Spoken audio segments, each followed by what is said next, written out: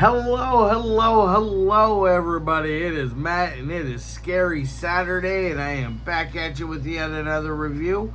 Before I roll on to any of that, I want to wish each and every one of you a great morning, evening, dawn, day, or dusk, all that lovely stuff, because life really is too short as is.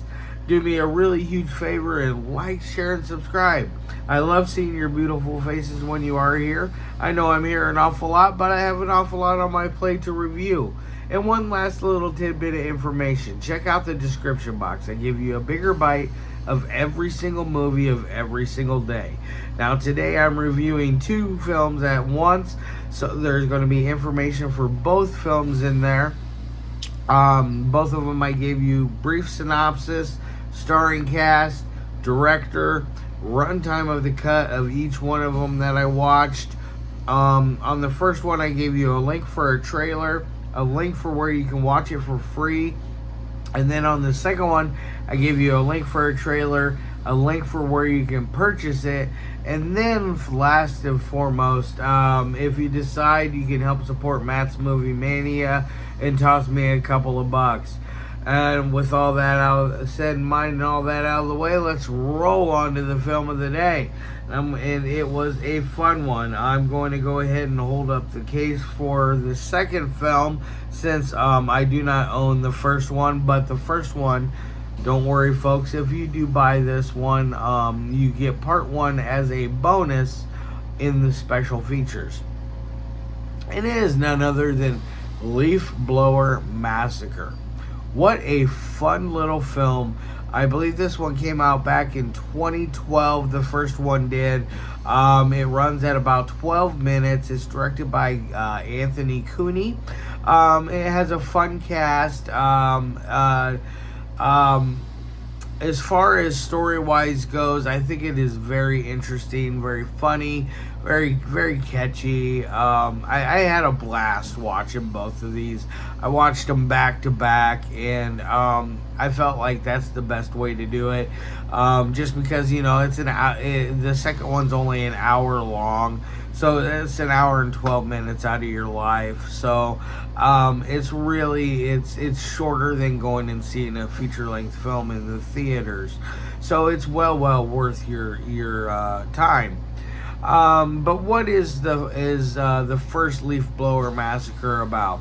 Well, you first are met with a couple that are walking down the street, all happy and joyous and talking about good things, and all of a sudden our killer, dressed in from neck to toe in camouflage and wearing a biker helmet with tape across the front with just a single slit across the eyes, extremely reminiscent to our killer in Nail Gun Massacre, which I'm sure is a huge influence on this one, because there's just so many things that I saw throughout both of them that were kind of like nods and references to Nail Gun Massacre, which is just absolutely epic. But this couple, they're walking down the road. Our killer comes out with the leaf blower, blows leaves in their face, and they're freaking out. Oh, it's absolutely hilarious. Eventually our killer goes in and he goes after this man that's a teacher, beats the hell out of him, throws him in a dumpster. You think it's the end of him. And then the rest of the movie goes on. I don't want to give away too much else, but I will say, obviously, there's a sequel called Leaf Blower Massacre 2. And now that one, it kind of picks up where Leaf Blower Massacre 1 leaves off. Because the man, that teacher that I was telling you that was thrown in the dumpster and left for dead, there is a homeless man digging through the trash, played by none other than the great Joseph DeBartolo. He does an amazing job in this part. I just love Joe. I think he's a fun actor. But he's playing this homeless character, or a hobo drifter type. He is digging through the trash, and he gets the teacher reaches out and grabs him, and it scares the hell out of Joe, which it would scare me too, especially if you're digging through trash and you're expecting to find leftover food instead of a leftover person that is grabbing you, and it's quite a jolt, but it's a funny jolt.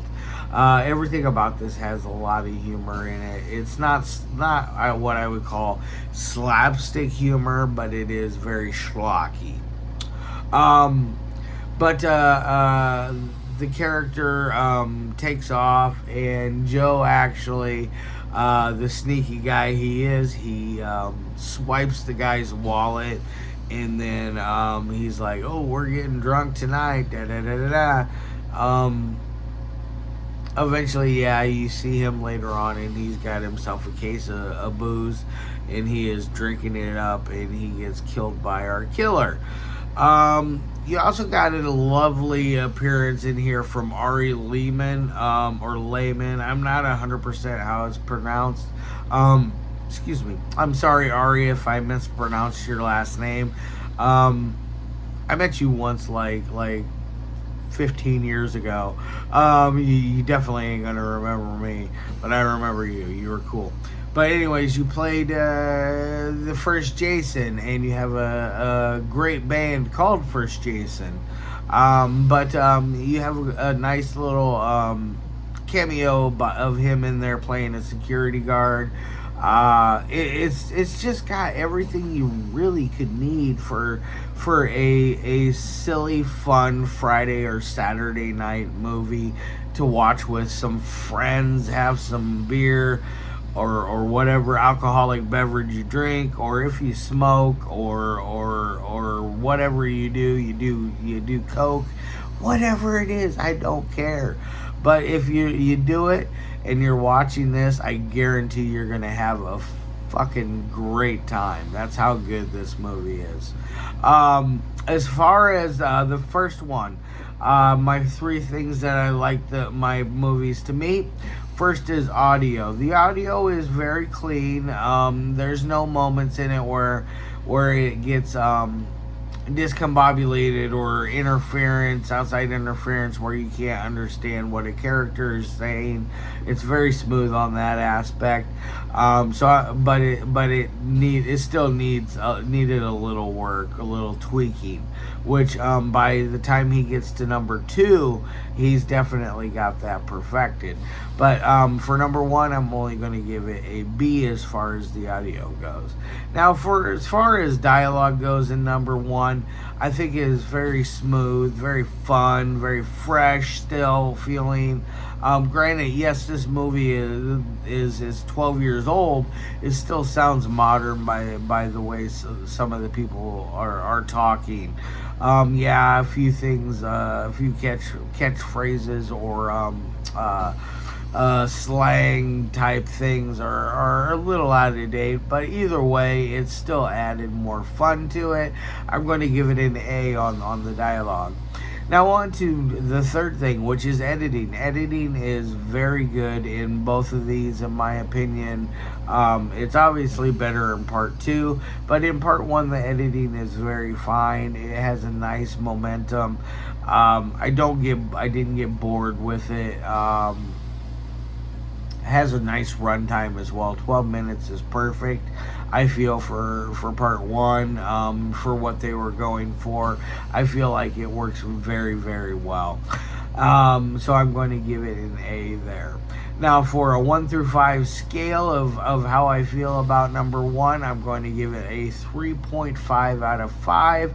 It is above average. It is definitely one that I highly recommend. Now on to number 2, the 3 things that I love my movies to meet. First is audio. The audio is crisp, cool, and clean in that one. Like, I did not have a problem once with understanding a character, and that even includes our villain, who has a kind of a deep robotic type voice, which is another thing that's extremely reminiscent to Nail Gun Massacre. So it even with that character, you can understand what is being said. So I'm going to give it an A on that end. Now, as far as dialogue goes, the dialogue is a lot more heavier. There's a lot more going on. You have two crazy police detectives that are going around trying to stop the killer, and they're kind of assholes all in between. And then, you got a woman that gets killed in a wheelchair.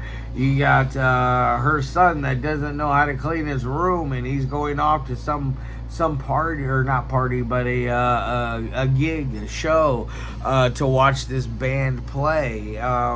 It's just got so much going on for it. So I really, really thoroughly enjoyed it, and I think that you guys would like it as well.